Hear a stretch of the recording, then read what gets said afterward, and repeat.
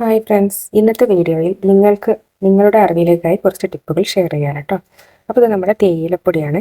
തേയിലപ്പൊടിയിൽ ചിലർക്കൊക്കെ ഏലക്കായുടെ സ്മെല്ല് വളരെ ഇഷ്ടമാണ്, ഏലക്കായുടെ ഫ്ലേവർ.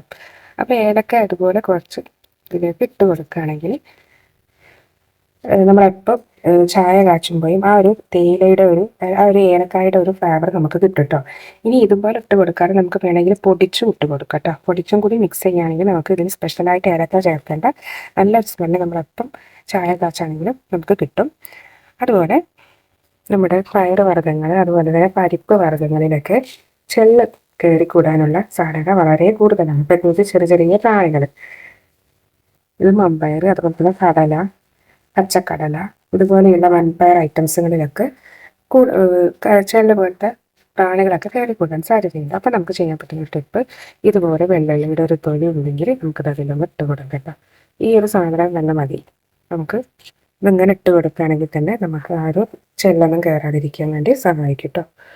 അതുപോലെ തന്നെ പൂത്തിവെച്ച് കൊടുക്കുക. ഇതുപോലൊക്കെ ചെയ്ത് കൊടുക്കട്ടോ. ഇങ്ങനെ ചെയ്യുകയാണെങ്കിൽ ചെല്ല് കയറാതിരിക്കാൻ വേണ്ടി സഹായിക്കും. അപ്പോൾ ഈ ടിപ്പൊന്ന് ഫോളോ ചെയ്യുക.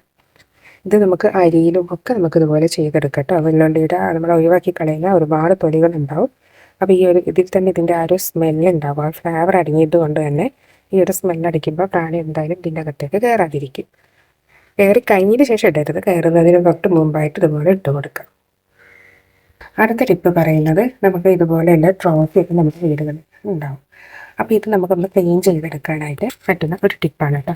അപ്പോൾ അതിനായി നമുക്ക് ഒരു വാസലിനാണ്. നമ്മുടെ ഈ വാസലിന് ഇട്ട് നന്നായി ഇവ തുഴച്ച് കൊടുക്കുകയാണെങ്കിൽ നമ്മുടെ ഈ ട്രോഫിയൊക്കെ നല്ല ക്ലീനായി വൃത്തിയാക്കും. അപ്പോൾ ഞാൻ ജസ്റ്റ് ഒന്ന്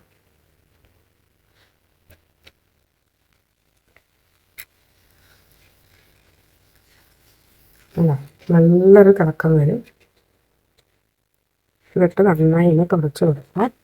അതിൻ്റെ പിന്നിലൊക്കെ നന്നായി ഒന്ന് തുടച്ച് കൊടുക്കാം. അല്ലോ,